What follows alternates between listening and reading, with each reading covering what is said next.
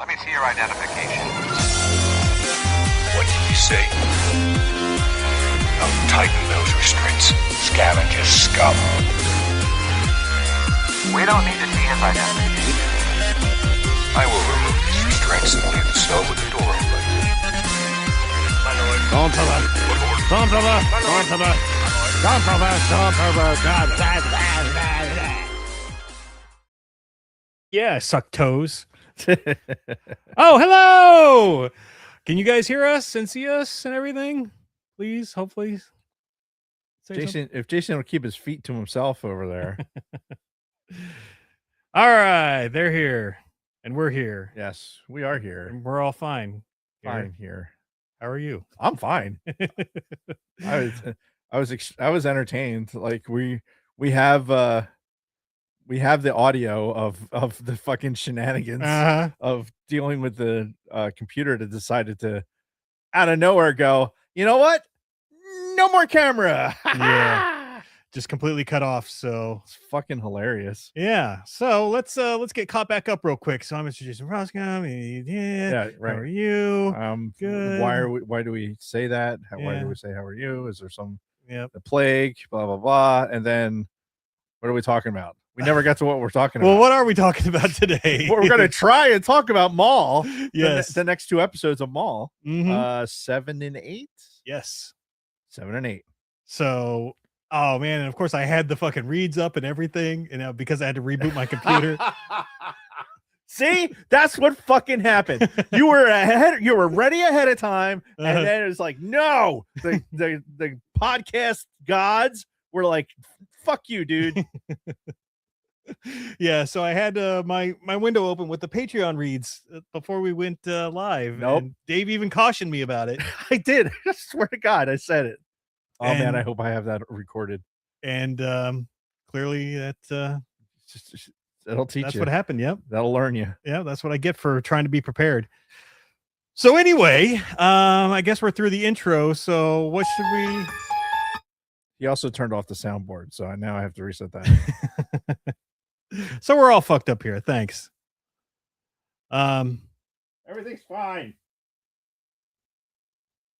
Go ahead, keep on. No, I'm just watching you finger bang the It's so smooth. soundboard over there. There we go. We're all set now. Okay, so should we talk about Patreon? You finally are going to talk about Patreon. All right. Well, we'd like to give a huge shout out to all of our current patrons: Frank Kalevich, Catherine Rennick, Dragon Buddy, Lord Helmet Fire, Nick from Sweet Studios, my wonderful mother-in-law Patricia Goodstein, Don Solsky, Wally Frogmore, Chantal from Pop My Culture, Helen Martin, Sterling Azier, Nicholas Schaefer, Kristen Roscom, Carly Vickers, Ivo G, Shotgun Mark, Frederick Martin, David Schmuck, Scott and Kim from the Use and Abuse podcast, and the Orange and Fetch Show. If you'd like to consider becoming a supporter, you can find us at patreon.com/thesidebarcantina. Thank you again to all of our listeners and supporters. You are the reason why we do this. All right. I feel like we're all caught up now. You got any? Ate into our note thing. Yeah. Got any sidebar headlines? I do. From Luna Girl, get your butts outside. Wait. What's today? 27th. Right. My note screen isn't updated. Uh-oh. It still says it was updated on the April 20th. We're professionals, folks. Which isn't right. That's not right. I know Luna Girl updated it. She texted me. She said the notes are update, and I trust her that she did it. And this is and you can't just like refresh. It doesn't have like a refresh option. It just is like, here we are. You know what I'll do? I'm going to quit it.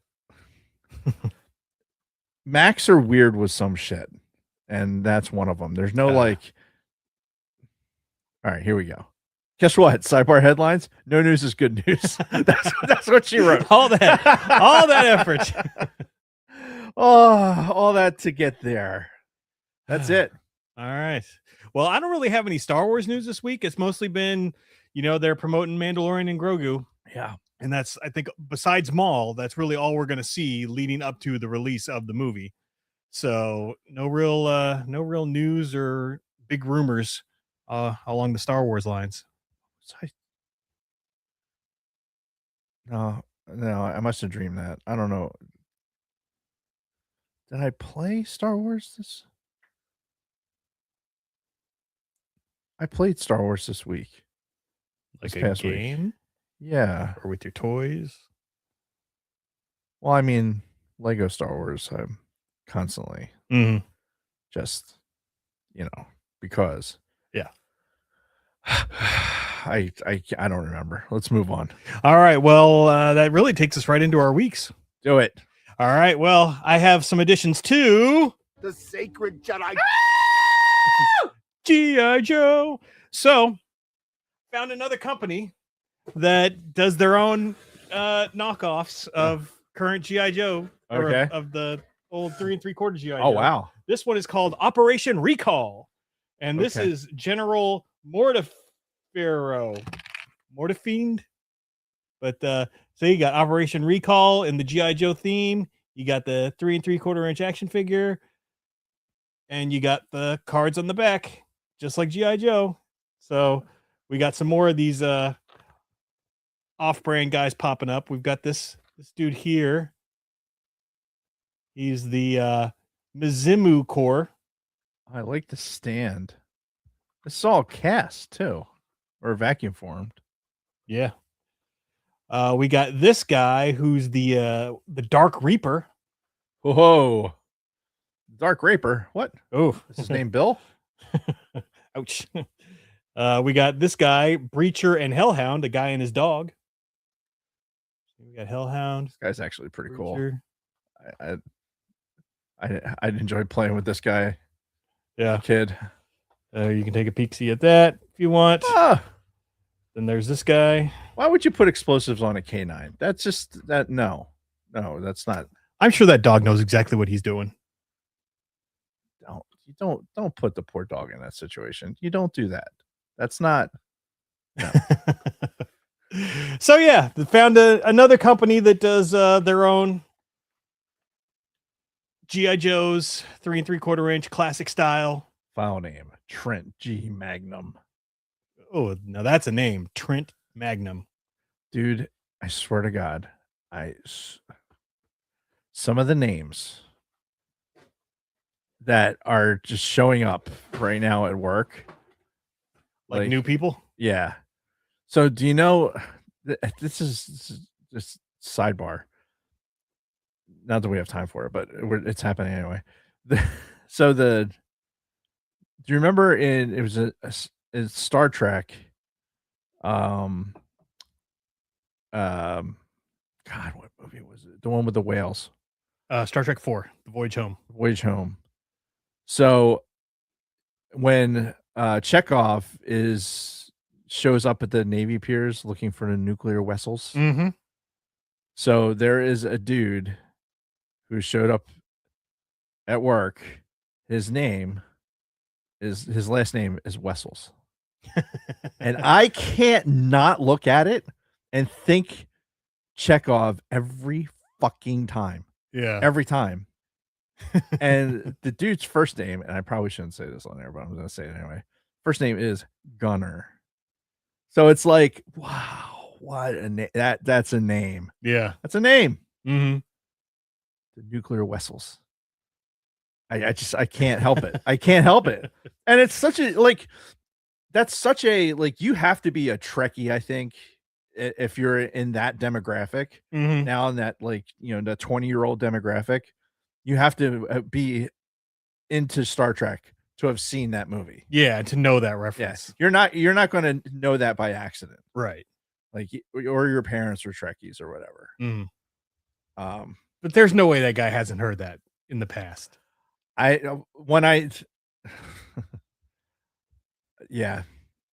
he hasn't, he will eventually. Yeah. From me, because I'm not going to be able to control myself. Mm-hmm. Take me to the nuclear vessels. So anyway, Operation Recall, G.I. Joe's, awesome stuff. G.I. Almost Joe's. Yep. The great American-ish heroes. Yep. So Kristen was in a car accident this week. Oh, he's okay. Yeah. How's she doing? She's good. She's good. She got scratched up a little bit. The airbags went off. scratched up her face, fucked up her glasses. Rob was in the car, his shoulder and back kind of hurt after that also, because they were kind of like T-boned.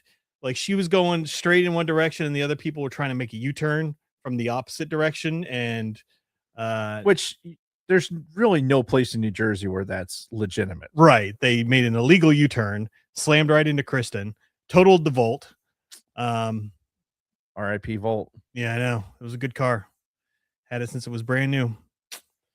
But how old's that car? 2017. Huh. Yeah. God, almost 10 years old. Yeah. Jeez. But yeah, the Volt is no more. And I've been dealing with police departments and insurance companies and all of that fun stuff over the last few days. And it's been nonstop ass pain. But I think we finally, got a hold of the proper insurance people, started a claim. We should be having somebody contact us within the next 24 hours to get all this shit straightened out. So here's hoping. Yeah.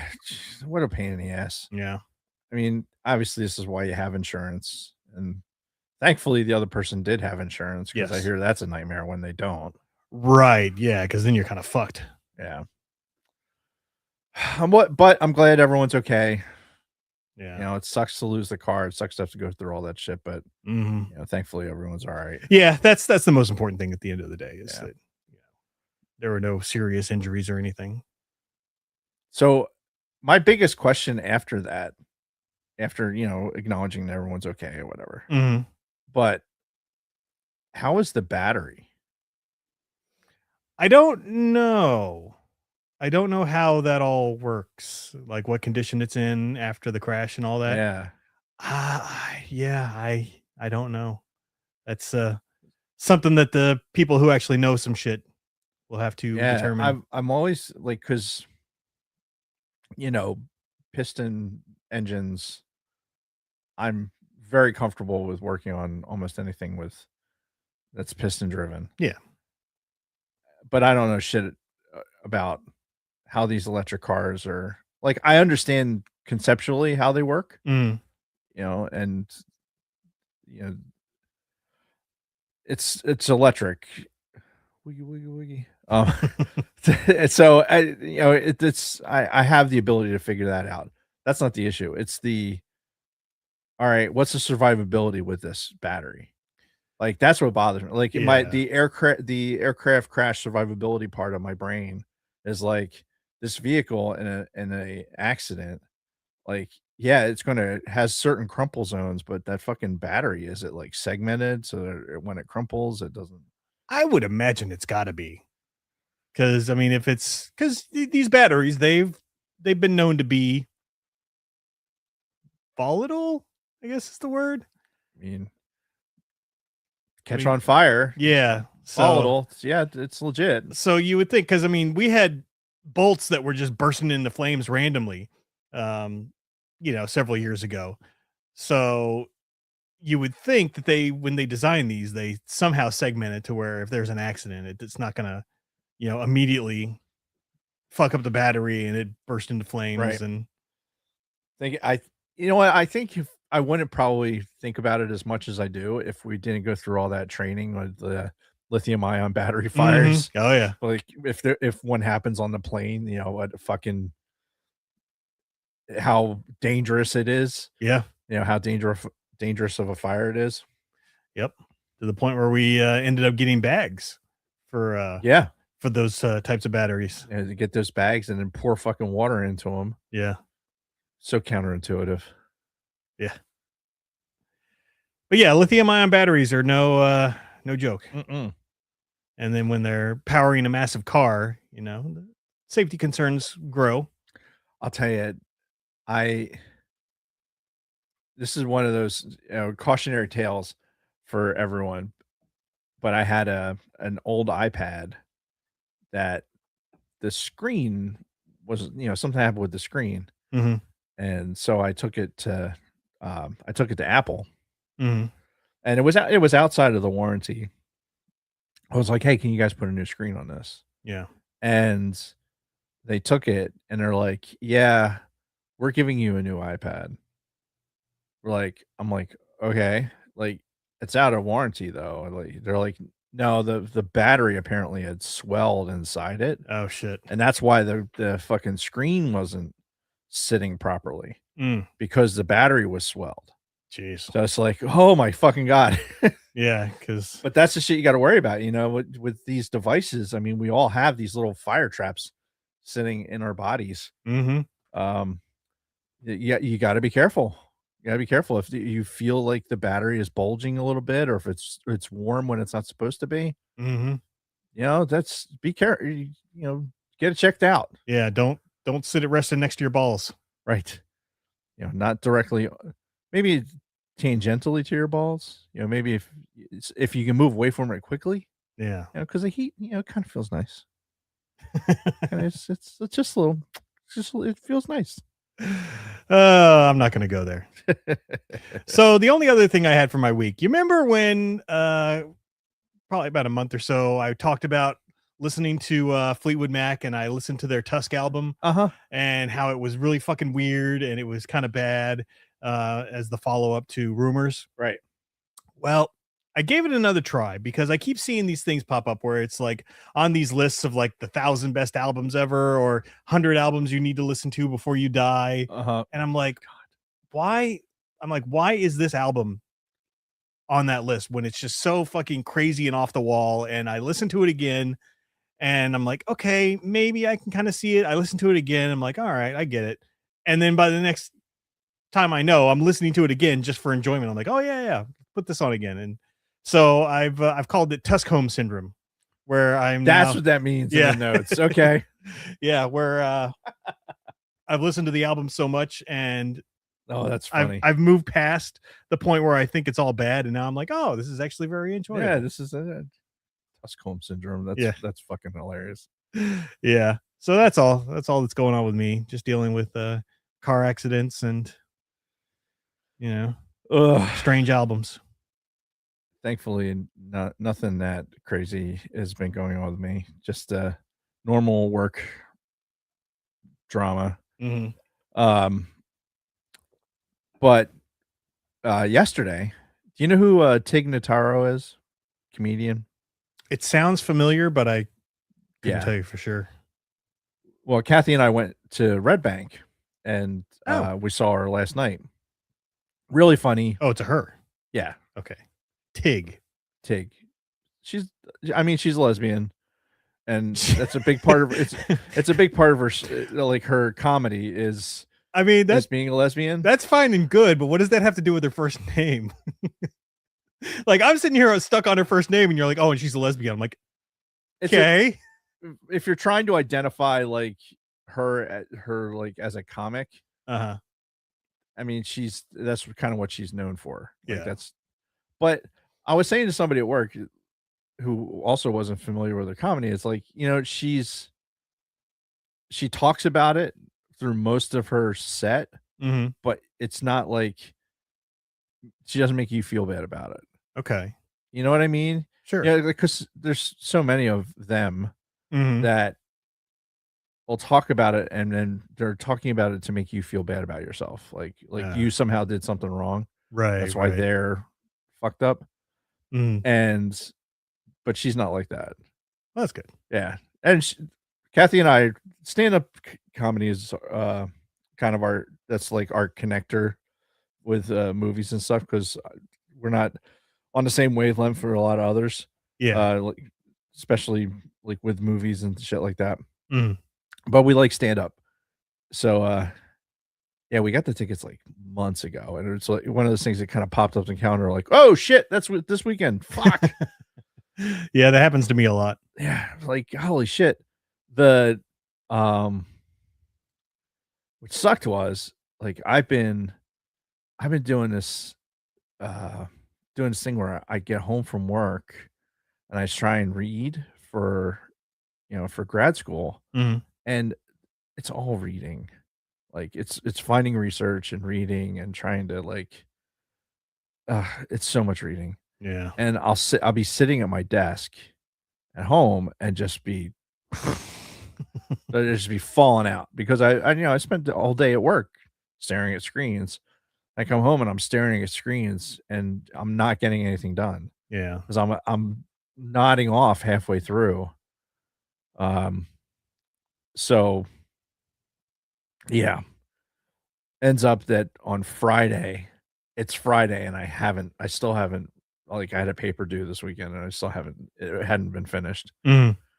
So I was like, Saturday turned into like, all right, all day, I'm gonna get this done, Mhm. which would have been great, except Friday I had a gig taking pictures, like really Oh. my first paid gig with the new company. Mhm. Um, it was for the borough because the borough of Runnymede turned 100 years old last Friday. Hooray! Yay! Which the celebration will be on May 9th from 9 to 12. Yes. Pray for good weather. Oh, I know that person. I just Googled the Tig Notaro. Oh, yeah. I'm like, yeah, I recognize that person. Yeah, really good set. Didn't repeat anything that I'd seen previously, which was awesome. Like, Yeah. I hate it when comedians revert to Old material. yeah, not Yeah. that I hate it, but it's just like if I'm paying to see you, I kind of want to see you do new stuff. Yeah. Regardless, so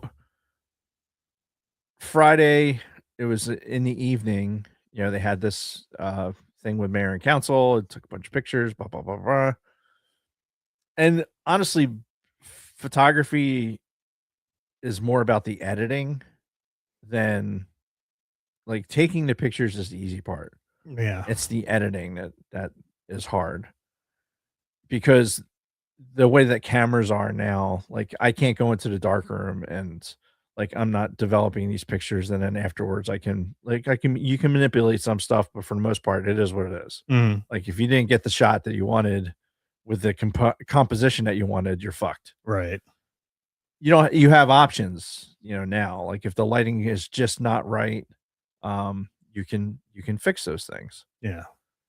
And I I have a propensity to spend too much time fixing things. Mm.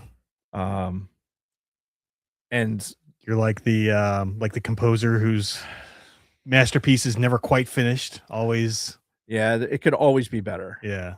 There's something that could always be better. And what's really bad is when you save something as like a JPEG, working with a raw file and you save it as a JPEG, and then the color and everything that you had just spent so much time like balancing and everything, Mhm. then you convert it to a JPEG and it looks like shit because it's not the same format. Right.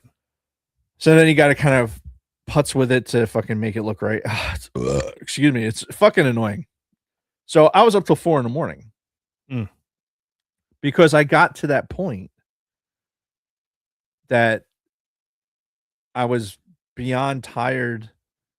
So I reached the next level of, well, I'm fucking up, so I'm just going to stay. Yeah. It's that the fucking 13th hour into a 22-hour day, Mm. on the jet. And Yeah. you're like, fuck, I got to be up, I got to be working. And you pass through that period of like, oh my God, I'm so tired to, okay, I'm awake. Mhm. I gotta keep working. So, and I did. I got all the editing finished till 4 a.m, which is it's great. I don't have to worry about that. But I also was not doing a paper while I was fucking editing pictures. Right.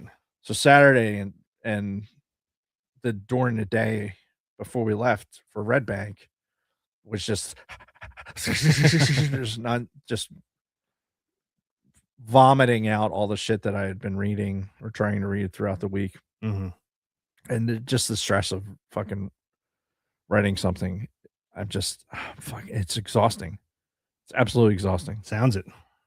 And I constantly question why I'm doing it. Yeah,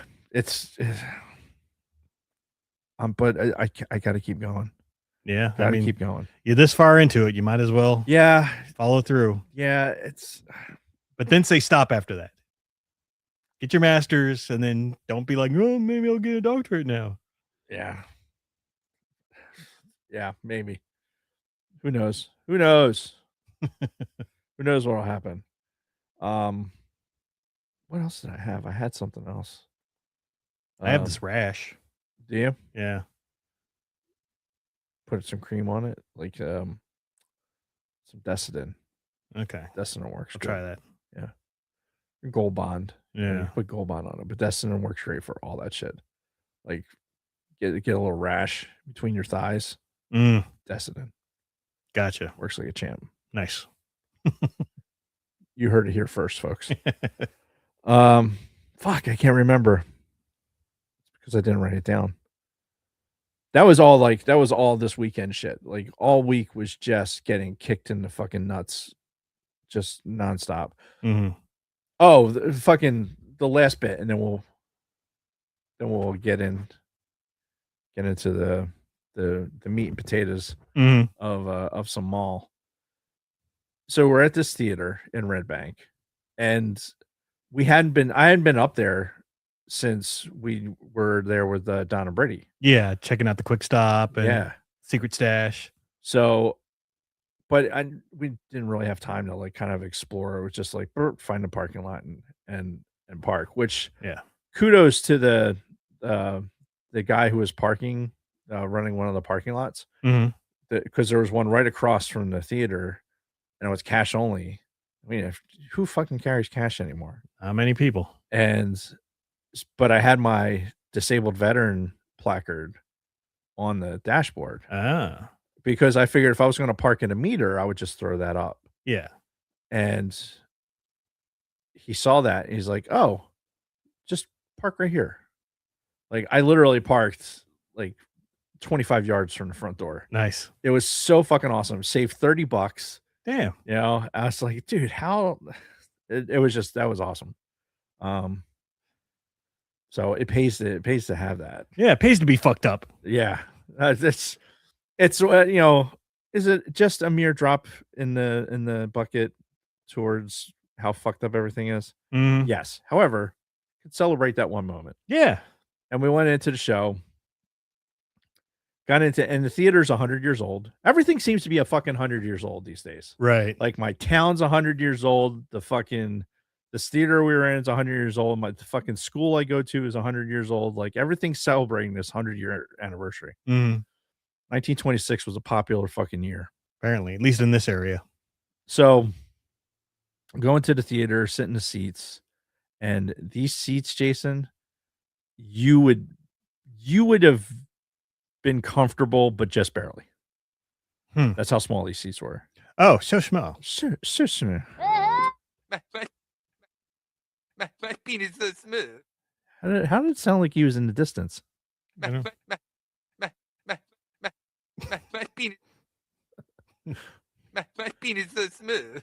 So smooth. I mean, and so for the duration of the show, except for when this fucking douchebag stood up and made everyone in the row get up. I kind of hate that shit. Fucking, you don't need a refill in the middle of this. Just fucking sit your ass down. Shut up. Yeah. People suck. But I was jammed in so tight I can't even duplicate it because my fucking pelvis and my knee hurt so bad today. But there was this much room between the end of the chair and the seats in front of it. Oh, so I had to get my legs in there, and so they were like kind of wedged like this. So I was sitting like this with my legs kind of like this jammed up. Jeez. With my pelvis tilted and my knee all fucking torqued out for about 2 hours. Fuck. And I could barely walk this morning. Yeah, I bet. It's just like, fuck me.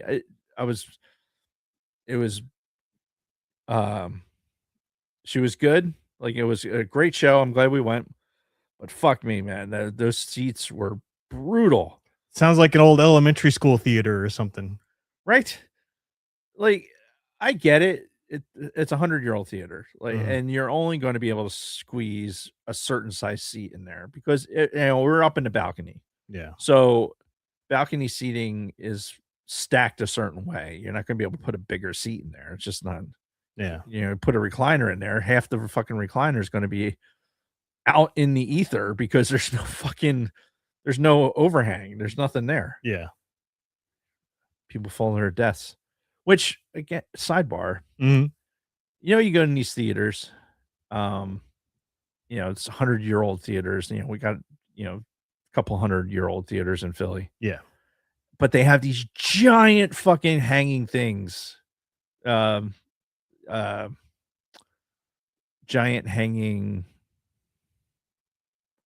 lights that are called something. Chandeliers. I think chandeliers, there's like dangly bit. Like the ones, they're chandeliers, but they're also like the more solid ones are called something else. Oh, I don't know. Anyway, but giant hanging fucking, metal things of death that all I could picture is like, okay, this building's 100 years old. That thing is bolted up there into God knows what. Mm-hmm. And if that comes out and falls, it's going to kill 50 people easily. Right. So, and I'm sitting there staring and looking up, and I'm like, I can't be the only one having these thoughts. I can't be. Yeah, you might. Can I be the only one? Like, seriously. I just saw that new sponsor alert. Desitin. Find that commercial. Anyway, yeah, it was fucked. My fucking legs being banged up in there. I couldn't imagine. Like, God damn it, Reggie Ray. It's fine. Yeah, it was bad. You would have been fine. Mm-hmm. But like I said, it was old. It was designed for people that the average size was a lot smaller than the average size human now. Yeah, that was old America. Yeah. Like anyway, I can go on about that, but I won't. Yeah, I mean, honestly, that was the most exciting part, was just getting to that. Mm-hmm. I do have a proposition for you. Oh, what are you doing Wednesday night? This coming Wednesday? Yeah. Nothing that I'm aware of. Would you be interested in going to a Phillies game? Quite possibly. All right. Why, was there an occasion, or jot that down? So I may or may not be utilizing you as a vessel for gaining a door prize. Okay. So this Wednesday I bought tickets for this particular giveaway. And Kathy doesn't get work. She doesn't get done work till 7, and the game starts at 7. Mm-hmm. So it'd be a tight turn. And she was like, if you can get somebody else to go, then, ask them. Yeah. And the giveaway is a Philly Fanatic head cover for a golf club. Oh, nice. So, but it's not like not everybody's getting one kind of thing. Mm-mm. Oh, okay. No. So, and I have two tickets with the giveaway thing, kind of like we did for the Jimmy Buffett thing. Yeah. You got to stand in line and whatever. So I'm not going to miss the game because I want this fucking head cover. Yeah. I want it badly. Mm-hmm. So I was like, either, if you don't go and Kathy doesn't go, then I'm probably going to go in once, leave, get it, and get the second ticket scanned so I can go in and get the other one. Mm-hmm. Which is not illegal. I paid for both tickets. Right. So wait, you are guaranteed to get one? Yes. Okay. All right. Yes. I thought you were making it sound like you weren't guaranteed to get one. No. I have the coupon Mm-hmm. to be able to get it. Okay. I just need somebody else to show up. Okay. So yes, you would be a vessel for me to have said head cover, Philly Fanatic head cover. All right. Because I'm sure it's going to be fucking cheaply made or whatever, but it'll still be cool. It'll look good on my golf bag. Yeah. I'm looking forward to it. But that's Wednesday. All right. 2 days from now. Yeah. Okay. The place will probably be empty because the fucking Phillies can't win a goddamn baseball game to save their goddamn lives. Yeah. So I get notifications now, since I've been, gone to a couple of games and I got tickets for another game. I get notifications about the scores and I'm always like, man, they're losing again. Man, they're losing again. Yeah. It's been ugly. Yeah. But the Flyers are in the playoffs, and they're hopefully going to lock it up tonight. Let's go Flyers. So let the Flyers have a run. We'll come back to the Phillies. Maybe the Phillies will pull their head out of their ass after the Flyers are done. Yeah. We'll see. It's Philly. We can't have two teams being successful at the same time. It can't happen. I mean, the Eagles are still considered successful. I mean, they're still a playoff team. Jason, you've been around this town long enough. That's true. Like, let's be real here. Like, success, as you define it, is really, it's a fickle mistress. Yeah. What have you done for me lately, Eddie? Right. Eddie, half Eddie. That's good shit. Oh God, this is such a good stand-up. Mm-hmm. What? Can you believe that came out in what? It was the late 80s, right? Yeah. Or Raw came out? Yeah. Yeah, probably 87, 88. I know I watched it way too young. I saw it way. Oh, yeah. Way too young. 87, so it actually turns 40 next year. Wow. Yeah, we should definitely watch it for the show. Yeah. But oh my God, what an education in life. Yeah. From watching a movie that it was stand up at the time. And that was the only way I was going to see it until got it to be an adult. Yeah. So that was my week. Was Raw the one where he did the whole white guys going to see Rocky and coming out afterwards acting like they're big and tough? Or was that Delirious? Oh my God, I don't remember. I think it was Raw. Okay. I think it was Raw. Because Delirious was the one. Delirious had the gay San Francisco police. Oh, yeah. I think. Pull over. Bend over and let me frisk him. Ooh. Oh God. And I haven't seen that shit in fucking years. And there's a part of a soundtrack that's in my brain that record drops every once in a while, and I'll just remember shit from that. That's good stuff. His Bill Cosby skit where he's talking about how his Bill Cosby impression while he's talking about Bill Cosby yelling at him. Yeah, for being too dirty. Yeah. And then he calls Richard Pryor. Hey, tell that motherfucker I said tell Bill to have a Coke and a smile and shut the fuck up. That's good stuff. Anyway, should we move on to our main topic? Are you distracted by something? The chat, of course. Of course. Yeah, let's move on to the main topic. All right. So we're up to episodes 7 and 8 of Maul Shadow Lord. And we got 2 episodes left after these two. The finale is next week. That's crazy. It went fast. Yeah. Wow, it went fast. That's what happens when they give you 2 a week, Yeah, and they're short. I mean, it's 2 a week, but it's like one 40-minute episode. It's pretty much, yeah. And this first one, episode 7, is called Call to Oblivion. And it starts off the opening shot with, again, the Empire's presence over, was it Janix is the name of the planet? Yes, I think that's what we established. Damn it, Janix. And it just shows a fucking Star Destroyer right over the city again. Yeah, just lit up too. Yeah, it's like dark because so it's kind of of running nighttime. lights on and shit. Yeah, fucking great. Another awesome shot. And it's basically just kind of reiterating like this lockdown curfew is in effect, and you got stormtroopers patrolling the streets and people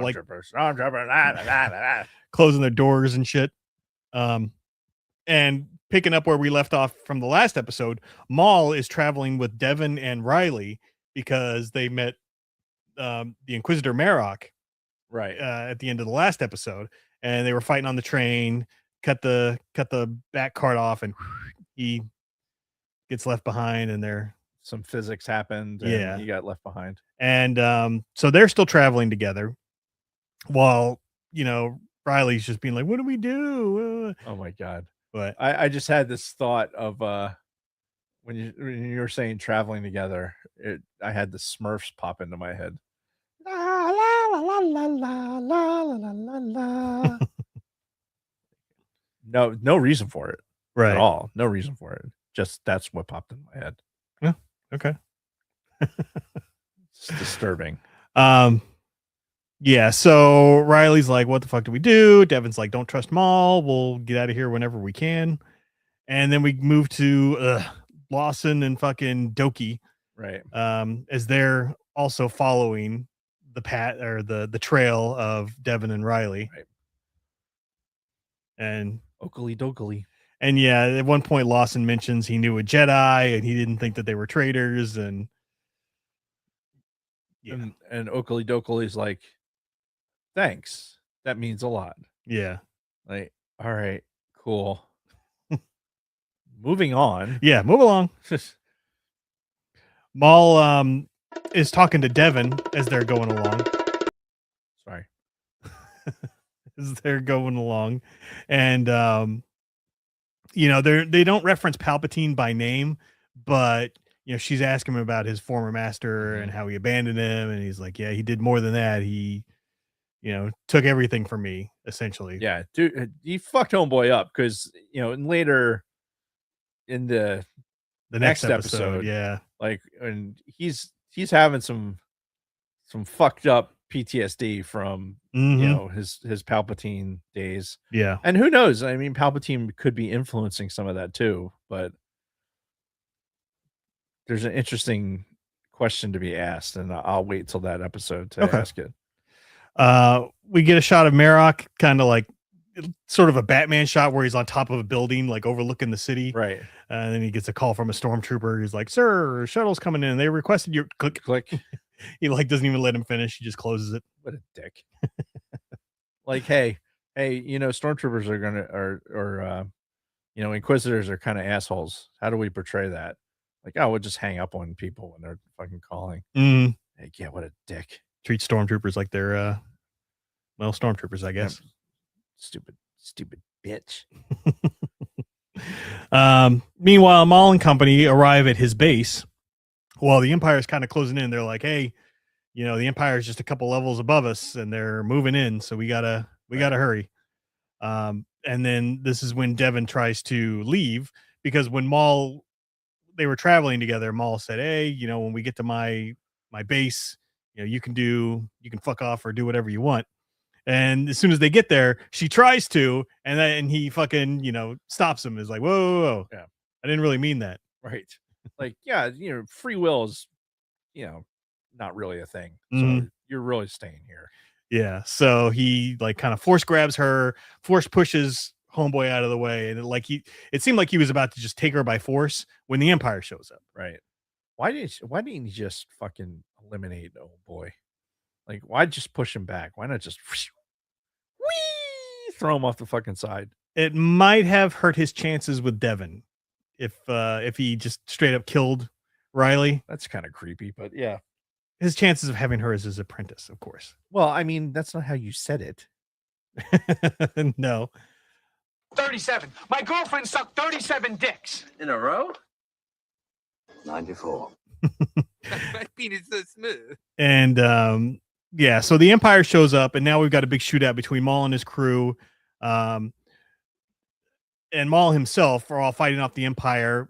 Devin eventually gives in and joins Maul, like fights by his side as they're fighting off all of the Empire. Right. And while they're doing that, fucking Riley is taken by the Empire. So while they're distracted, he's over there hiding behind a fucking pillar or something. And yeah, behind some crates. Yeah, then the Empire just rolls up and just plucks him out of there. What? No, I played Battlefront 2 the other day. That's what I was trying to remember. Okay. Yeah, it just randomly, I was like, I need to play a Star Wars game, and I played Battlefront 2. Okay. There wasn't as much activity on maps as I thought there would be. Like many people playing? Yeah. Like I couldn't get any blast maps going. I had to stay in the 40 and 40. That sucks. The big worlds. Yeah. It's too bad. Yeah, I was disappointed. Anyway, We need a new fucking Battlefront game. yeah, it'd be nice. It's time. Yeah. Well, we'll see. Anyway, moving on. A new Inquisitor arrives, and this is the same Inquisitor that we saw in the Tales of the Jedi that came after Ahsoka. He's the 11th brother, and they call him the Crow. And when I say they, I mean like actual Lucasfilm calls him that, because on the Star Wars website, if you go to the official StarWars.com, they have all this trivia and stuff about the episodes, and they mention this Inquisitor, and they refer to him as the Crow. Huh. Or Okay. Crow. So yeah, he's got the weird like skull, almost like the Darth Nihilus look to him. Yeah. So he shows up, and I think that's when Marok goes to join him. This is not during this time when the Empire arrived, I don't think. My notes are a little bit confusing. But yeah, I think Maul's crew gets away. Fucking homegirl gets away, Devin.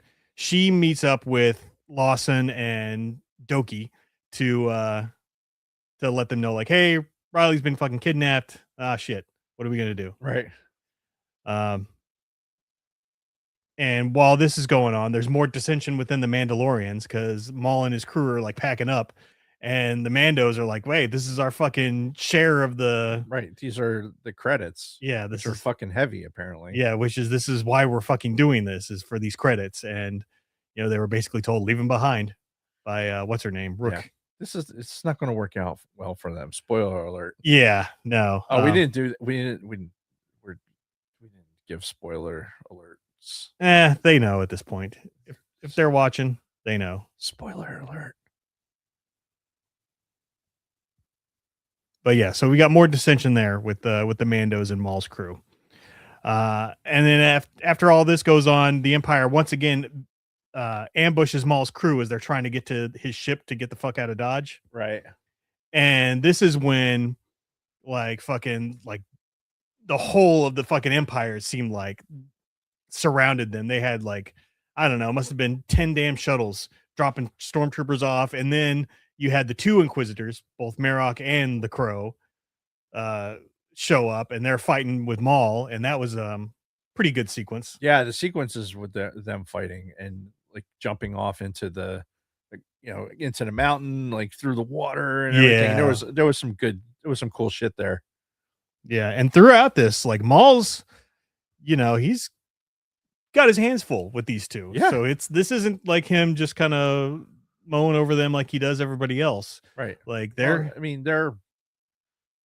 well trained, and they're strong in the dark side. Yeah. And Maul is very, as we find out later, like it's not that he's conflicted about like what his purpose is. It's that he's like his emotions, I think, overwhelm him and don't allow him to, he's not using it to become more powerful. He's just, I think it becomes more of an anchor. Like we hear, I think I'm thinking of it in terms like in that Revan trilogy that I'm reading right now. Did I finish that? No. Did I? I might have. So I started reading something else. So I did finish it. Okay. But yeah, it's like that whole thing with like if you can use passion to drive your ability in the dark side, but if that passion wanes, then your connection to the Force like is going to wane also. That's not sure.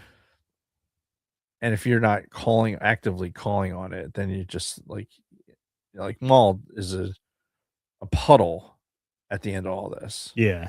Because you got to remember, he's basically half a man also, because he's got his magic legs. Right. That are his, no pun intended, Achilles heel.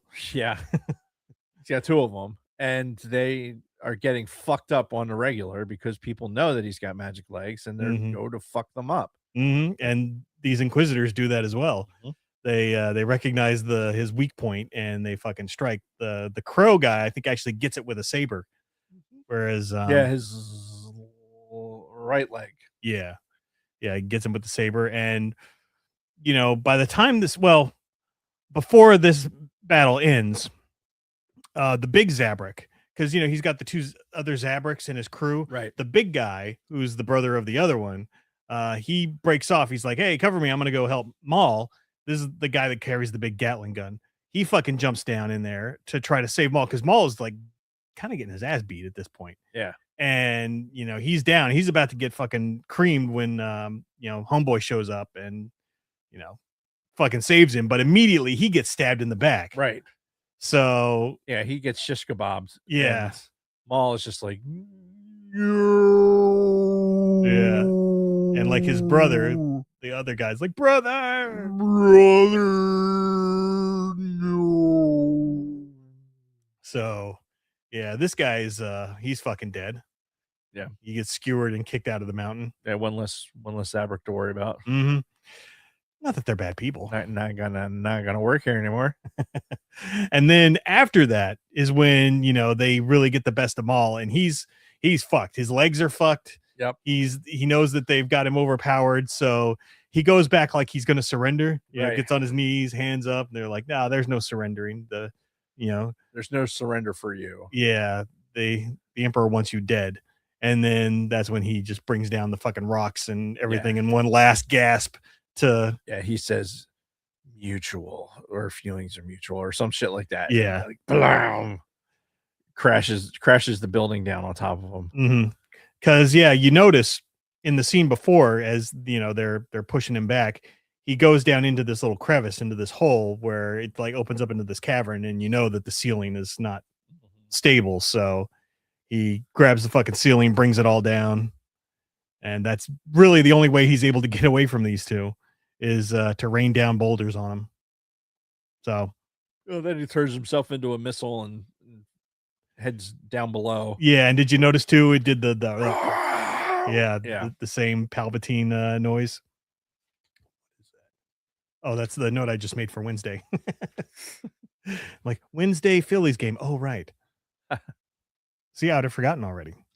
But that's kind of where the episode ends. So, yep. It was again quick. These episodes are without commercials and without the previously on. They're like 20-minute episodes. Yeah. But we got some good lightsaber duels in it. Maul versus the 2 Inquisitors was pretty hot. Yeah, I like that. I like that we're seeing Maul. He's holding his own, but he's not all powerful. Like he's not just completely overpowering them with this like immense knowledge of the Force, and just he's not Palpatine. Yeah, like he's a failed Padawan. Yeah, it's the kid that goes to instructor school and gets sent back because they wasn't ready.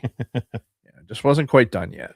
Yeah, and it's good because we're starting with this episode. We're actually starting to get a little bit of like character from Maul. Right. It's more than just him kind of brooding in the background every once in a while, kicking ass with his lightsaber.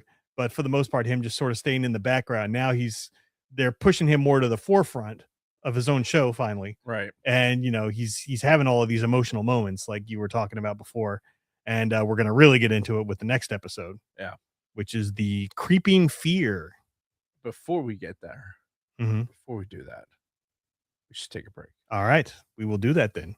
And take a break before we continue with episode 8, The Creeping Fear, after this very quick word from our Colt 45, it's a dynamite taste, it's a grin, it's a groove, it's a blast. Colt 45, it's a dynamite taste, it's a win, it's a definite blast. Colt 45, and loaded with dynamite taste. So grab one, down one, get yourself around one. Colt 45, malt liquor, Colt 45, it's a dynamite taste. And we're back. Sort of. Let's see if I missed anything in the chat. He'll be fine. Back to after Qui-Gon. Poor Qui-Gon. He's the only one that gets impaled and doesn't survive. May 1st. I'm hearing Battlefront 2 is supposed to get an online resurgence. Interesting. You're talking Battlefront 2 from 2017, right? Not the Battlefront 2 from the early 2000s. Research. Stand on the long ass ramp. Oh, yeah. Talking about the Phillies game. Spybot. He was good in these couple episodes. I noticed, and I didn't bring it up when we were talking about the episode, but he acted like Maul's pet when Maul showed up. Like he came and he snuggled him a little bit, and Maul like pet him, like he was an animal, which is very strange. But yeah.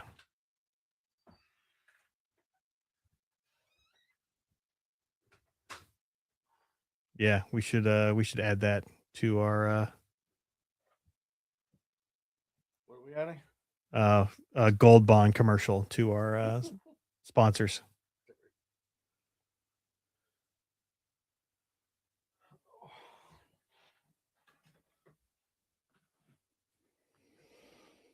All right, well, give us a countdown when you're ready.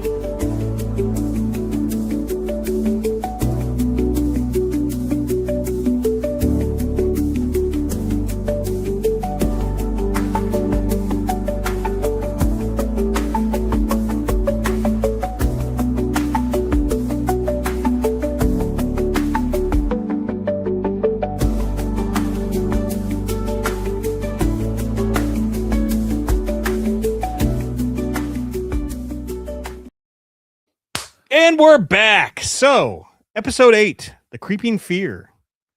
Did you notice they had, when they were showing it in the title? Ah, very nice. They had Palpatine's laugh in there when they were showing the title of the episode. Yeah. You got Palpatine's laugh sprinkled in a lot Mm-hmm. with what's happening to Maul. Yep. As he's having his breakdown. Yep. And he barely escapes getting away from the Inquisitors from the previous episode. Right. That's when he does his little spinneroonie. Yep. Down. His corkscrew down. Yeah, and does that. And yeah, wakes up face first into a puddle of water, and he kind of pulls himself up. He can see his reflection in the water, and he sees his younger self. Mm-hmm. And this is where he kind of bursts out like, "Oh, I hate you," or something, and he like splashes the water around. I hate you. So now we're starting to get a little bit of younger Maul and kind of what happened with him. Yeah, some Maul backstory. Yeah, which is good. And his legs are royally fucked up at this point. Yeah. He's barely scraping by at this point. Over back in with the Lawson crew, Riley is thrown into an interrogation room with the Crow. Right. And they don't really show us anything, but there was one moment where Two Boots was arguing with the lieutenant or the what's his name? Balake. Lieutenant Balake. Yeah. And he's like, sir, it's against our protocol to interrogate underage. And he's like, fuck off. Yeah. So fuck you and your protocol. So we're led to believe the Inquisitor, did his thing to an underage kid. Right. There you go. My penis is so smooth. And then in my notes, I just wrote, blah, blah, blah, Lawson, blah, blah, blah, transport in 2 hours, blah, blah, blah, Two Boots. Yeah. Blah, blah, blah. This was a setup from the very fucking beginning, you twit. Right. Like, you're talking the transport. Yes. Yeah. The gal, what's her name? Rena, I think. Yeah. Yeah. The whatever. Yeah. The very exotic looking alien. Oh, I looked her up the last time. I forget what she is. Yeah. Well, she was new for this series. So. Right. It's like a fondue. Like with the sticks. Yes. Some cheese. I was thinking chocolate, but with the sticks. Same thing. That's true. Chocolate fondue. with the sticks. Yes. Oh man, we're all right, guys. Yes. So, but yeah, Plenty of oxygen here. yeah. So Lawson's still trying to get his kid out, and I don't understand why when they captured Riley, they captured him in the middle of a fucking Jedi and a former Sith Lord, like fighting off all these stormtroopers, and they're like, let's just take him to the local jail. Let's not. Well, so I had a similar thought, and they're either really like just all right, this is just a stupid way to advance the plot, or they're very like, hey, we're going to draw out his old man by putting him here. Because he's going to show up here thinking that he knows, like, oh, I know the layout, and I'm gonna take a chance to get him. Yeah, in some place that I'm familiar with, and he might have that Jedi with him. That right. So it's the best chance to kind of draw him out. Okay, that makes sense. Because otherwise, why would you pluck him right out into and put him into the? Why not put him in the fucking Star Destroyer? Yeah, exactly. Or just heave him into fucking space. Like, I suppose that was an option. Just yeet that motherfucker. And that's enough of you. And you're done. Yep. So, but yeah, ultimately, Two Boots decides he's going to help them break Riley out. Yeah, whatever. Now back to Maul. So as he's like scraping his way through this fucking tunnel, trying to get back to his crew, he's having all these fucking visions. Like he starts having these visions of the Inquisitors first, like repeating basically what just happened with him, saying like, right. The Emperor wants you dead. To Palpatine talking to Savage, his brother, and I think they recorded new dialogue with him for this as well. Yeah, for Savage, because it was the whole you saw Palpatine, or what you would assume is Palpatine in the robes. Yeah. Taking Maul away. Yeah. From his family. Yeah. And Savage saying, don't go, and like, what are you doing with him? Or some shit like that. I don't know why it sounds like fucking Archie. I don't know why Savage would sound like that, but yeah. So he's seeing all these visions. It's taking this toll on him as he's like, I forgot something. What? I remember what I forgot. What's that? Go ahead. I'll save it for the end. Okay, just don't forget it again. So Maul's going through all kinds of emotions as he's seeing this stuff. Then he has a vision, like you hear the force shields during the fight on Naboo. Yes, you hear that, and then you see fucking Obi-Wan just running up and just slashing him. You see the green saber come through. I thought that was fucking great. Yeah, I thought that was really really clever.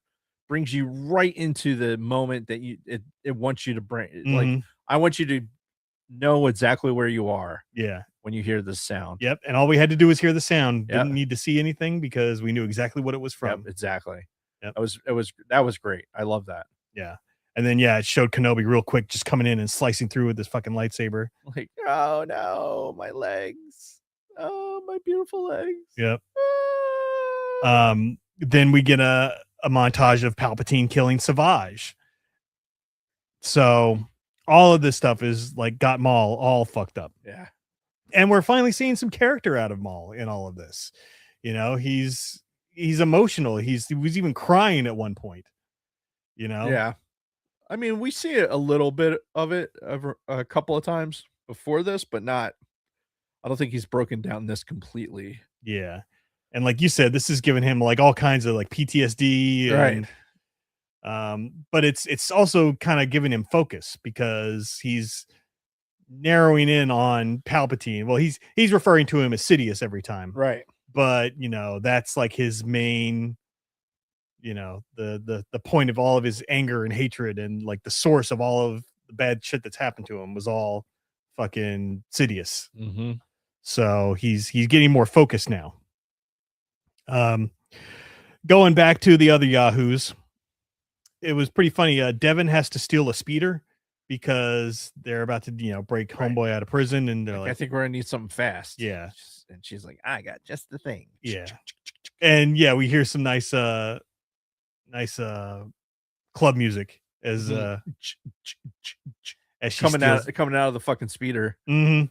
You know, with the two other one eye. What's with the one eye fucking? All right, I'm saying that it's completely out of context. So I was describing today the Colossus of Rome Mhm. or Colossus of Rhodes. Okay. You know what I'm talking about?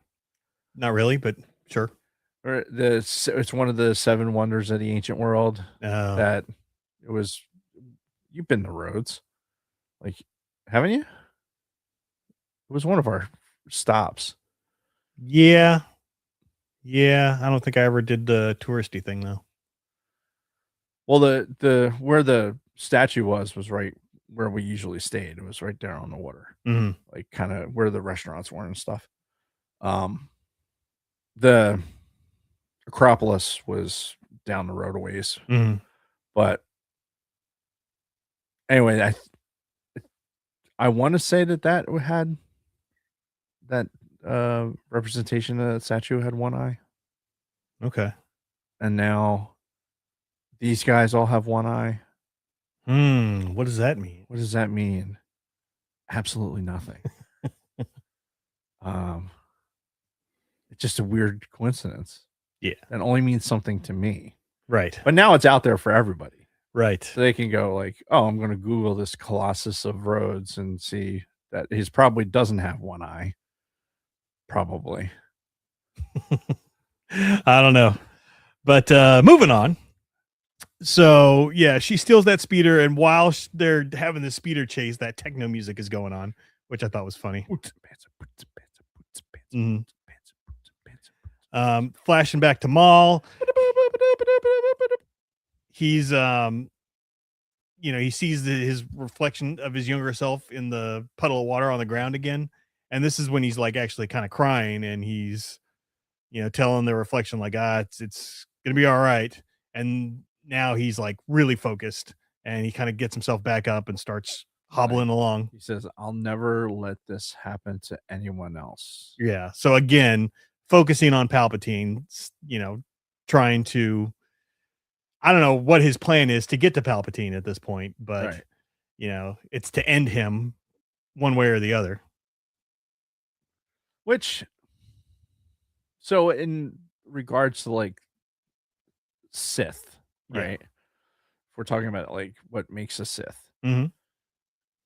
if he's not part of the lineage, right? If he's not one of the rule of two, right? He was, but then he got kicked out, right? So he's no longer considered to be a Sith, right? Right now he's just a dark side Force user, right? Yeah, but he's not a Sith. He doesn't use the name Darth anymore, right?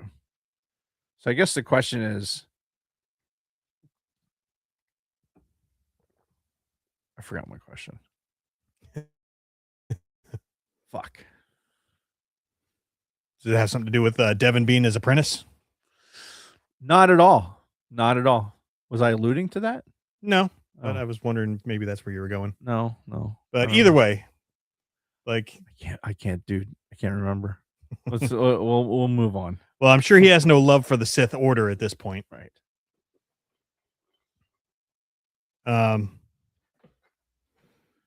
So yeah, and eventually he does find his crew. They're all waiting around for him. The little short guy, I can't remember his fucking name. The little short guy from the first couple episodes. He Babelflop. Yeah. Zebop Babelflop. Yes, exactly. That guy. He's still with them, and Maul fucking stumbles into the camp. They're like, "Oh, hey, he's here." Yeah, because old girl was like, we're gonna stay here until he finds us. Mm-hmm. And then Zebop was like, he could be dead. He could be captured. Or he could be at the door. Bing, bing. And it's like yep, and there he is. Shook. And there he is. And this came up in the chat during the break, but did you notice in the first episode, or episode 7, that when he came into the camp with Devin and Riley, that the spy bot guy came up to him and like nuzzled him kind of like an animal, and he petted him like he was a he Yeah. was a pet. Yeah, like he's just an obedient dog. Yeah. And it said something weird to the. I'm surprised you didn't say it in your notes, because he was like, wordy. Yeah, because I was he's like, all right, droid, I don't need you to say words. I'd rather just you like make tones that our imagination can work towards. yeah. I don't need you to say actual words. Right, because he like looked over at Devin. And he's like, "Stupid Jedi," and then Right. like to Riley, he's like, "You'll be lucky to get out alive." Stupid Jedi. Like, just like doing shit like that. It's just like we don't need that. Yeah. It's okay. I mean, if it's giving one voice actor a fucking couple of bucks, then fine. But I have a feeling it's another voice actor just doing another part. Because that's what ends up happening. Yeah, you're probably right. So, Lawson and his crew they got Riley. They did the whole speeder chase. They got away, and now they're like, all right, let's get to the transport. So they get into this fucking elevator lift, and they start going down. And as they're going down, all of a sudden, fucking homegirl out of nowhere is just like, I have a bad feeling about this. Her spidey sense starts going off. Yep. And they're like, well, it's just nervous. Yeah. But homeboy Doki is like, you better listen to her, because she actually we should really pay attention to like her feelings. Yeah. And she wasn't wrong. Yeah, and Lawson called ahead to his buddy Rena and is like, "Hey, is everything all right?" And she's like, "Oh yeah, the ship will take you to," and I can't remember where she said, like ketamine or some Ketamoria. Yeah, some planet, which I guess is probably some exchange that they had earlier in the season that we're supposed to recognize. There's some code phrase. Yeah, basically her telling him that things are not good, and he hangs up, and he's basically like, "Your foster parents are dead." Right. So, right. What's the line that Arnold delivers before that? Like, how's Woofy? Yeah. Yeah, how's Woofy? What's the dog's name? Max. How's Woofy? Woofy's fine. Your parents are dead. Anyway, so you're gonna distract me with the saber now. While they're going down in the lift, they realize they can't stop it, right. And at the bottom are the fucking Inquisitors and all the stormtroopers just waiting for them. But of course, it's a trap. But of course, being Jedi, they're able to cut through the ceiling and fuck off out of there. Get the fuck out of here. Yeah. And then we get a flash of Maul and his crew again. Now they're hanging out at Nicodemus's hideout. Nicodemus? Yeah, Nicodemus. Yeah. Which is hilarious because I have 2 Nicodemuses in my fucking squadron right now. Really? Yeah, so when I heard that, I'm like, oh, God. We have one we call Nico, and the other one we call Discount Demus. Really? Because he's the second one. And while they're there, fucking little guy gets a call, and he tells Maul, "Hey, it's Crimson Dawn. Dryden Voss wants to have a meeting with you." Right. And dun dun dun. Yeah. So that's where we end the show. Let's get the timelines all moving towards a single point in space.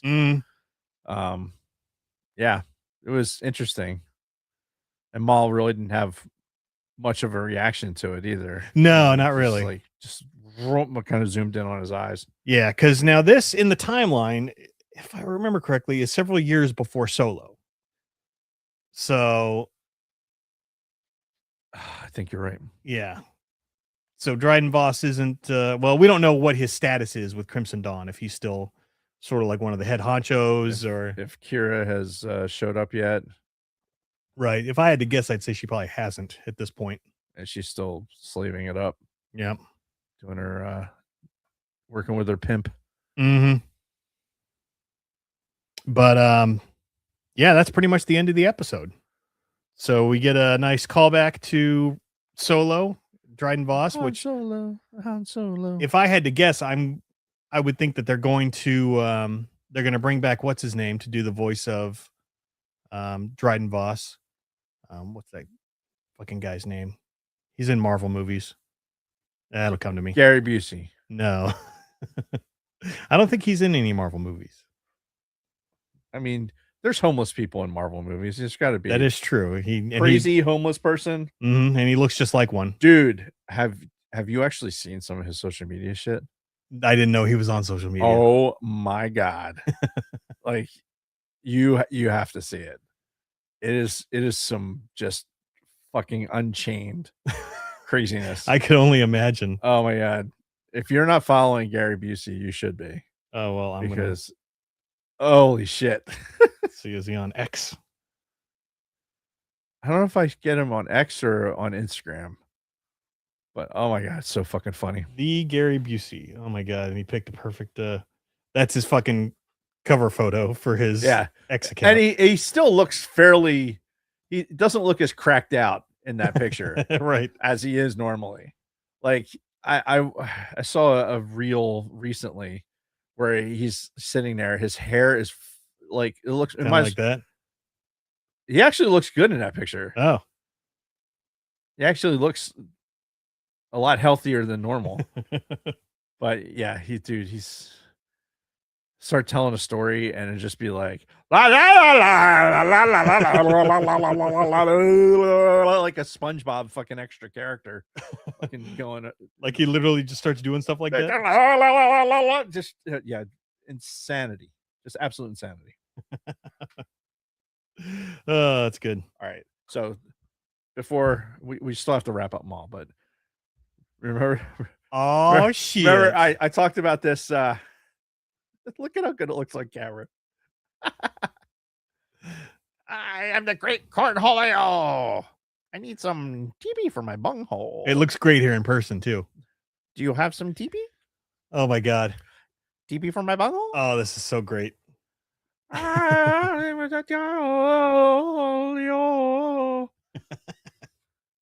my god, dude. It's it's off camera. You got to slide it over. I am a great cornholio. Need TP for my bunghole. Oh, it's good shit. There's no words. This is what 3D printers are made for. Mm-hmm. I mean, obviously. Oh yeah. And the fact that it'll hold toilet paper also is just spectacular. Is that his underwear? Yeah. Oh, that's good. Why? Nice little detail. Why is that over his head? I don't know.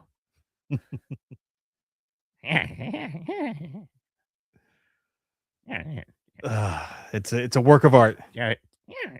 TV for my bunghole. Anyway, Here, open this. Oh, is this another McDonald's? Yeah. I had a free Happy Meal toy. Had a free Happy Meal for lunch. Figured Nice. I'd bring in the toy. Is it another Princess Peach? I don't know. So much wrapping. No, this is what's her name? Fuck, the new girl from the thing. I haven't seen said Rosalina. Oh. There she is. Yeah. There you go. So we got Rosalina. It's nice. All right. Anyway. Yeah, so got 2 episodes of Maul left. Yep.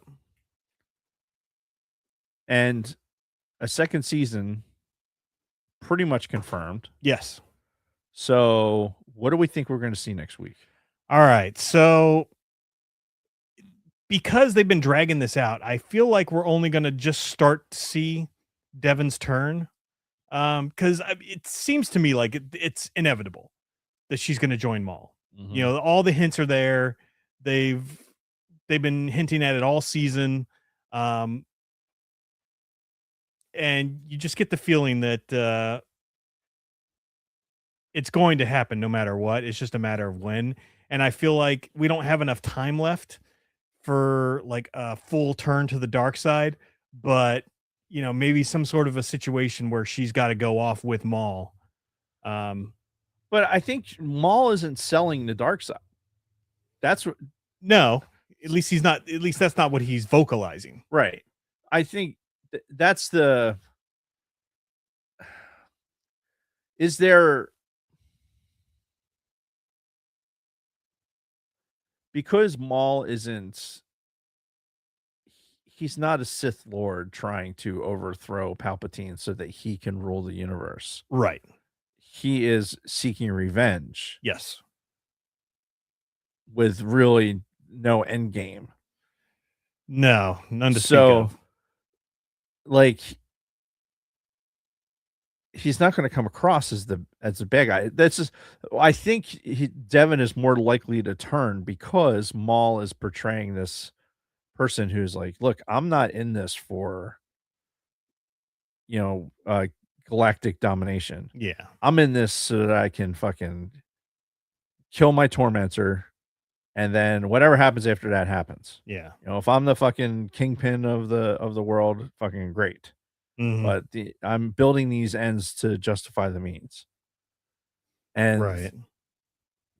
But I think that's the only reason that it's not going to be Devin turning to the dark side. I think it's going to be more of Devin joining Maul as basically, hey, two people fighting against the Empire. Yeah. I think I don't think that Oakley Dokley is fucking surviving the season. Though. No, I would imagine. I'm honestly shocked he's still alive at this point. He should be trailing his entrails around behind him. Mm-hmm. Like, just after that kick to the stomach, right? Hasn't really kind of been right. Some internal bleeding. He should have bled out by now. Yeah, honestly, just give it up, dude. Just go do another Allstate commercial and right. And sprinkle some crack on them. Let's get the fuck out of here. Yep. No, I agree, and I think it's going to be a situation where they do end up together, and he's selling it really well to her because the way he's. That's the Leku touching. Nice. He's selling it to her as, I'm going to help you survive in this, new galaxy. Right. It's not, I'm going to teach you the dark side or any of this stuff. I mean, basically he's selling it to her like, I'm going to show you how to survive against these fucking Inquisitors and the Empire and everything else. Right. How to hone your powers and use them that way. Yeah. So it's going to happen. It's just a matter of when. Yeah. And I think by the end of the last episode, they'll be starting down a path towards that. Not with her like 100% like on board as his apprentice or anything, but again, something's going to happen and they're going to both end up off world together and doing their travels. My penis so smooth. My penis so smooth. Why is my fingers not? My penis so smooth. Does it need to be moved over? No, it's my penis so smooth. my penis so smooth. Some nerve issues in my hand. Like this is very distant. This touch, like you can't feel it. Yeah, I don't feel it in my fingertip. I feel it in my knuckle. Jesus. Yeah, it's weird. Very. That's why I'm like hitting. So it's very strange. Yeah. Yeah. I have very interesting nervous system.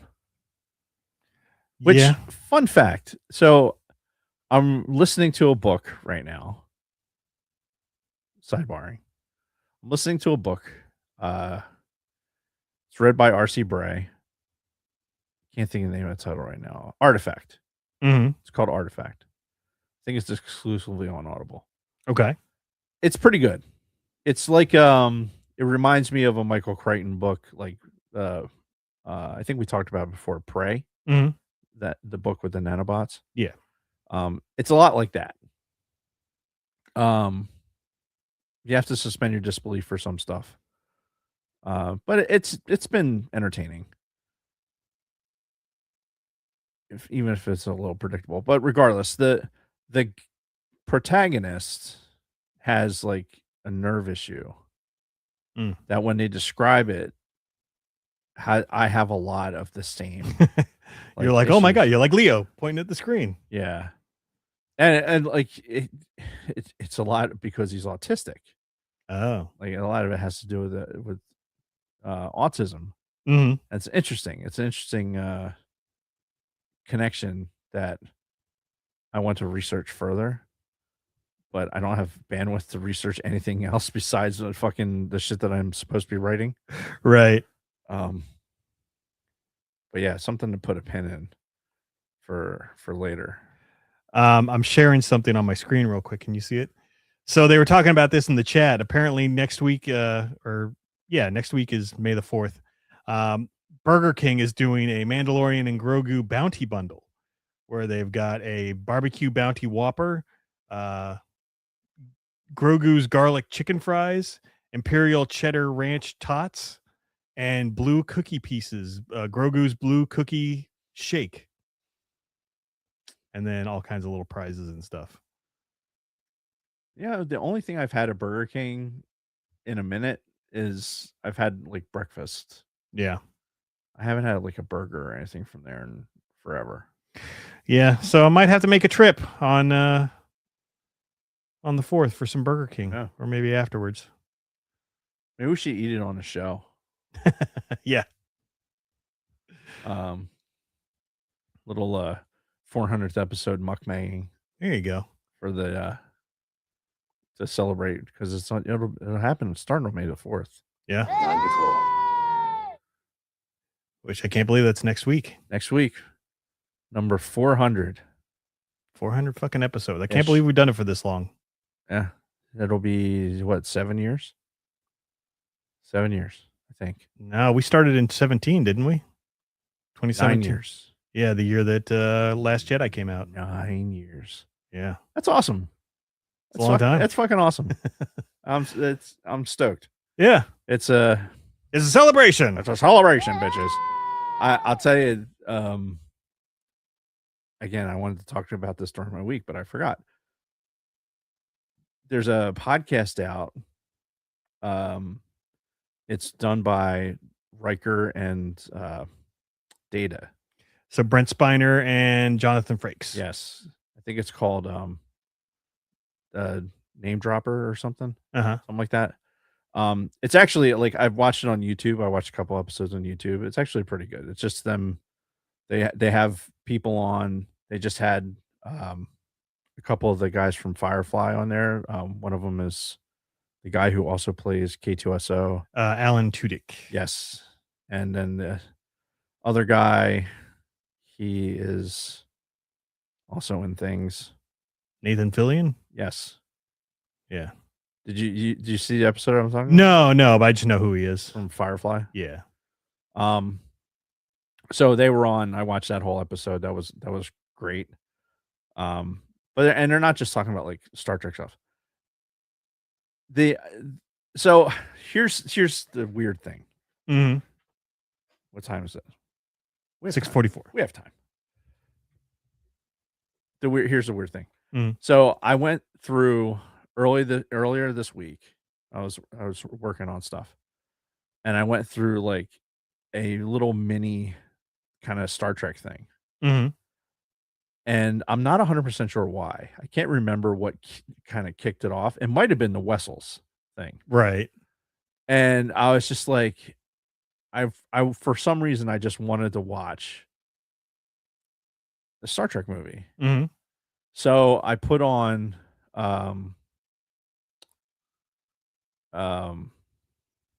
shit. It's the one where you have Picard and Shatner. Generations. Yeah.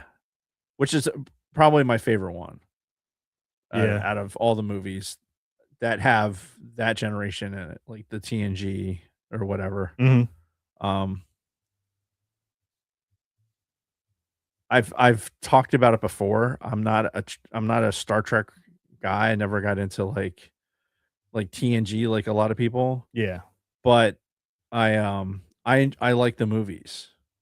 I like the setup. I like the pacing, and I like how the movies are better than the sitcom. Sure. Because it just felt like a show. Like it was start and finish too much. It was too soon. My penis is so smooth. So,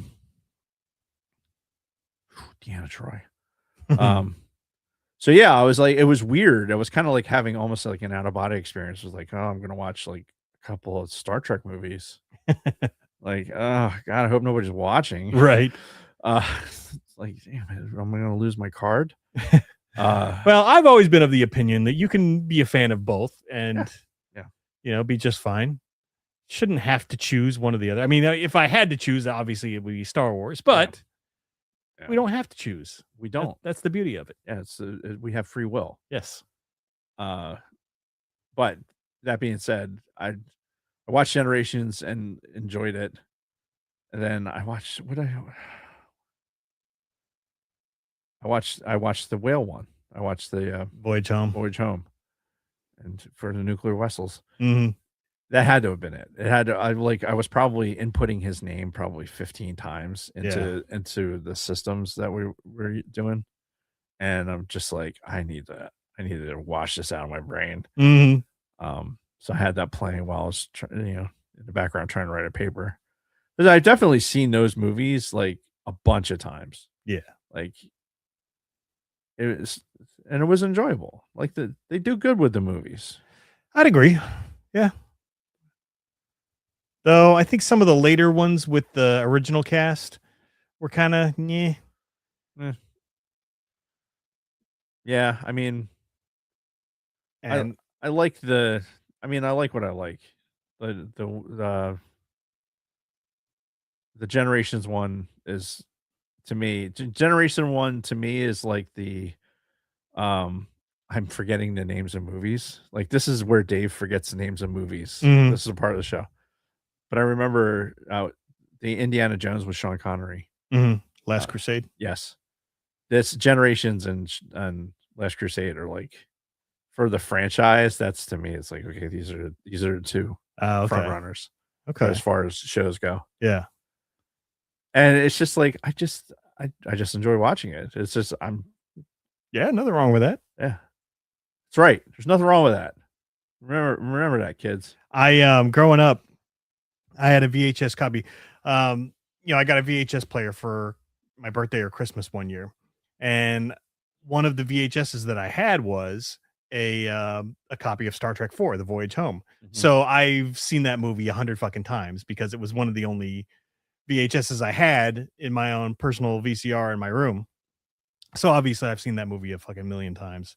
And what's funny is I saw that movie and I got that tape without ever seeing the two movies that came before it, without seeing Wrath of Khan or Search for Spock, because for some reason those movies hadn't been played on anything that I could see. So I'm watching Star Trek 4 going like, I know they have the Enterprise, but why are they in this green ship? And why, why is all this stuff happening with why is Spock being weird? And why are all these other things happening? But it didn't stop me from watching it over and over. Right.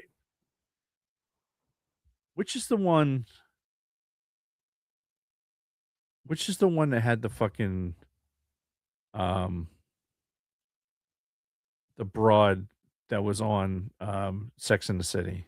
That was Search for Spock, I believe. No. That was The Undiscovered Country, I think. Yes. Yeah, that was Star Trek 5. Yeah, because they had the anti-grav boots, and that was a really good fucking one too. Yeah. I'm sorry I broke us into a fucking Star Trek tangent, but yeah, it's just I don't know. It was just a weird thing in my brain. It was like, you need to watch this right now for whatever reason. Like, okay. So and the beauty of having, like, in my iTunes library, I have all of the Star Trek movies. Yeah. Along with all of the Star Wars movies. So, they're saved, on the machines. So if, God forbid, if anything happens. Yeah. I don't have all the Star Trek movies, like the DVDs, because I'm not that into it. No. But I have, I have all the Star Wars. That comes to it. The apocalypse happens and we have to watch Star Wars on fucking DVD again. with no internet connection, and Wouldn't it be glorious? would be. Wouldn't it be glorious? Oh my God, dude. I can't believe how fucking badly I want shit to reverse. I want to go back to a world where we can find, well, we needed a goddamn disc from AOL to fucking like get online. Mhm. Like, here's 20 minutes of getting online, and then you get yourself another disc from somewhere. Yeah, or go outside and Yeah. socialize, or get off the internet in general. Yeah. I hate doing school online. Yeah, it's so weird, and that's again why we're the greatest generation, because we've we saw the dawn of the internet, and we've lived through all of it, through the having none of it to being early adopters, seeing the possibilities, and then seeing the monster that it's become. Right. Yeah. And to the point where we want to go back to the time without it. Yeah. We covet the simplicity of not having it. Yeah. Just because it got too pervasive. Yeah. It seeped its way into everything, and which I mean, there's part of it. It's like, hey, we're doing this, so yeah, which is nice. Yeah, we get to do this live on YouTube. People are watching us do this. Weirdly, yeah. But for every cool thing like this, we get bad things like, oh, you want to engage with a car insurance claims? Well, we would like you to download the app. Go through the app and go through, or go through the website and go through all the customer service, menus in the website. Don't call or anything. Yeah, we need to open the app and take pictures with the app so that or upload direct, and don't talk to a human. Yeah, which I there's that other part of me that's like torn. Like, I really don't want to talk to humans. Yeah, I can help it. Like, I've had enough of humanity through 30. How long have I been? I've been around humans enough in my life. I'm good. I'm good. Yeah. Which somebody reminded me today. Speaking of time on Earth, this June will be my 30th year working for the Air Force. Oh, damn. Figure I initially enlisted in June of '96. Oh yeah, and I've been working nonstop. I just passed mine because mine was February of '96. Yeah, crazy. So from June of '96 till now, because I'm still working for the Department of the Air Force. Yeah.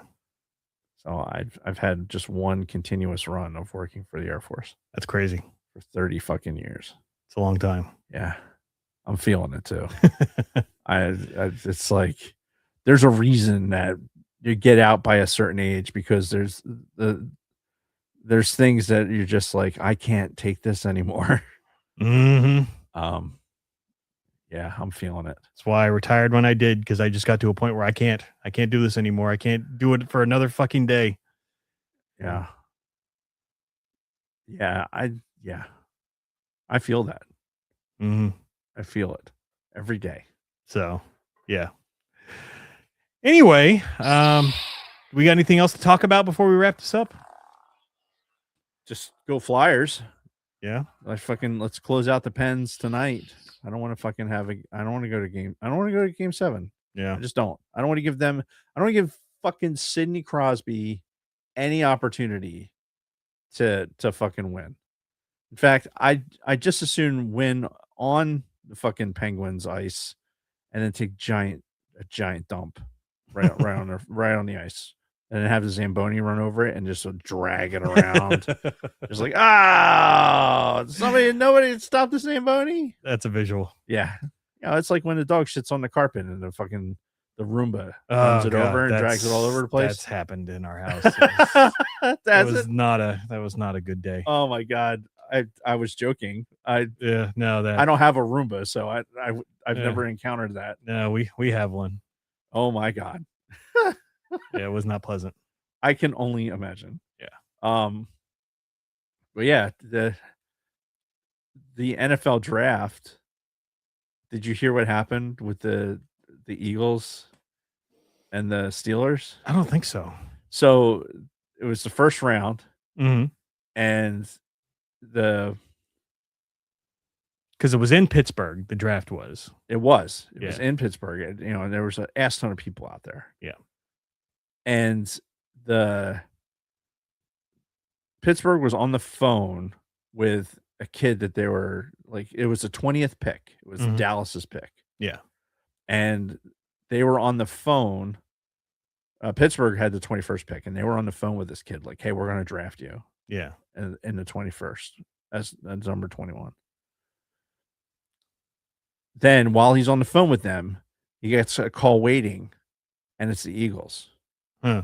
The Eagles traded with Dallas to get the 20th pick Oh shit. while they had the 20th pick going, like while the clock was running. Right. Right. And then so with the 20th pick, picked that kid Oh shit. who was on the phone with the fucking Steelers. Whoops. So it was like, yeah, sorry about that. Click.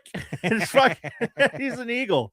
It was like, holy shit, this is the best fucking troll ever. Oh man. Ever. Yeah. Like, fuck you and your fucking city, you fucks. Wow. That's good. Look, Lunar Girl can say Philly fans or do whatever, but I didn't make that up. I mean, that shit just happened, Mm-hmm. and not only did it just happen, everyone made the same connection. Yeah. And obviously, like, they're making business decisions that involve millions of dollars. They're not going to do that for millions of dollars, but right. And the future of their franchise and all this. right. They're not going to do that, but It was just a nice little fucking bonus. great. Just absolutely fucking great. Just a little poke. The city of Pittsburgh, if you've ever been out there, I have. beautiful city. Yeah. Like it is In certain areas. yeah. I mean, that's said about there's no place on earth that you can't say that. Yeah. Except Bangladesh. Oh, fuck that It's place. The entire place is bad. Yeah. The entire place. When people ask me, like, what's the worst place you've ever been to? Bangladesh. Yep. 100%. Get a certain taste in your mouth sometimes. Like, you taste something that's like bad. Like death. Like, yeah. And it was like, tastes like Bangladesh. Anyway. No, I love the city. Like, it's a great city. It's a really, I like their where the baseball stadium is with the bridges and everything else. Like, good food. I spent a week solid out there on a non-flying TDY and really did a lot of stuff. When I worked for American, we did a thing out there. Mm-hmm. So nothing wrong with the city, but when it comes to like Steelers and the Penguins, they can go fuck themselves. Right? If you're going to associate yourself with those teams, then climb up a fucking nice pole and then slide your ass down into a fucking AIDS pike. Yeah. Anyway, Good times. Flyers tonight. All right. Let's go Flyers. You got any end of show reads? Oh, of course I do. Which is what I probably should have done instead of bullshit about the Flyers. Yeah, it was a good conversation. So ATSW family happenings. ATSW the escape pod is on spring break. Still, Lunar when are Girl, they coming back? Tell Dawn, Brady, and Dragon Buddy to get off their fucking asses and do an episode. Tell them I said that. Okay. You tell them. Tell them no more spring break. Yeah. Tell them to do a show and show up on our show on next week. I don't know why. They could. Yeah. I mean, they could call in. Pop them into the Into the mall discussion. yeah. But I mean, they're not doing shows, so I mean, they probably don't want to do that. Yeah. But if they do, Anyway, Lunar Girl does not know when they will return, but she misses them. She is playing their back catalog on YouTube's, which you can do also. Pottergeist is cursed. It's misspelled here. It says Potter. Maybe it's a different movie. Harry Potter. A Pottergeist is cursed. Great Reviews returns this week with their review of the 1982 horror classic Poltergeist. Adulting halted their return last week. That's another movie I saw way too young. I'll bet. Explains a lot. Join Alan and Chris this Thursday, April 23rd. April 23rd, Lunar Girl? Or is that this Thursday, April 30th? Maybe. Let's just say April 30th.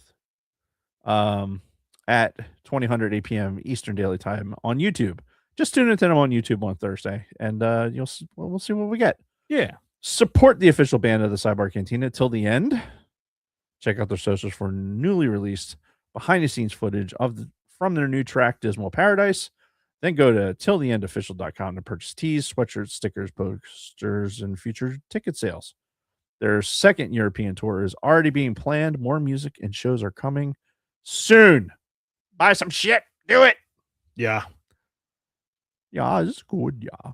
Just a reminder, go to sub at Sidebar Gaming on YouTube, ding that Liberty Bell, and select all for updates.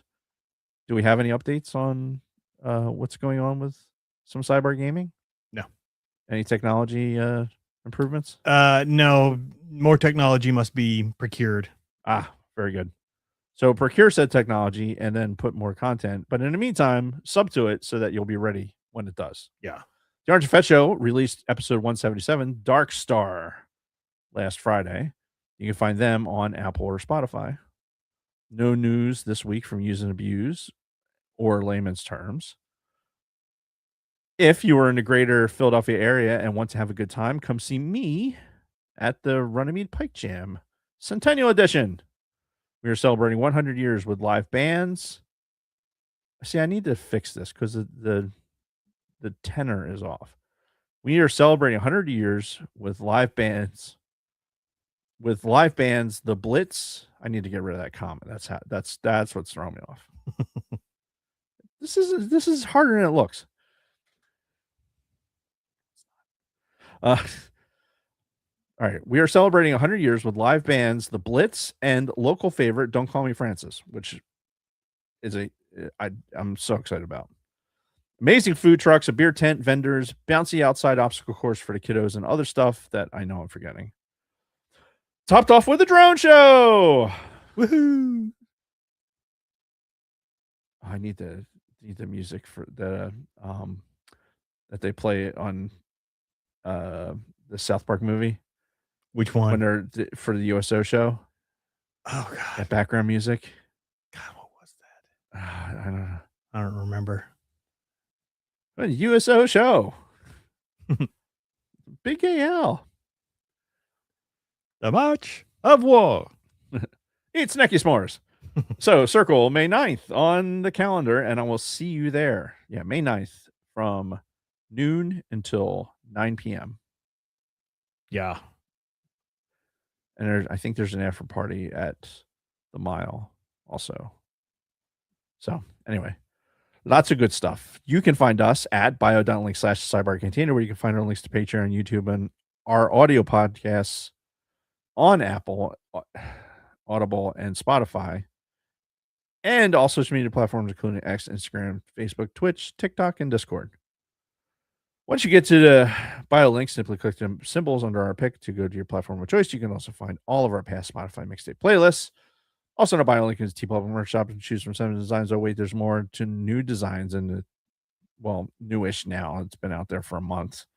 For Sidebar swag-tastic on everything from t-shirts to hoodies and tote bags and phone cases and stickers and pins and wall art and magnets and notebooks and laptop cases and pillows. Just about anything you can imagine. Nothing says loving like a naked Jason chick on a pillow. Go to bio.link/cybercantina and click merch. Reviews? No new reviews. Please write us a 5-star review on Apple or Audible. While you're at it, hit that like button and subscribe to our YouTube. Make sure you click that old Liberty Bell for when we go live. Don't be afraid to share us with your friends.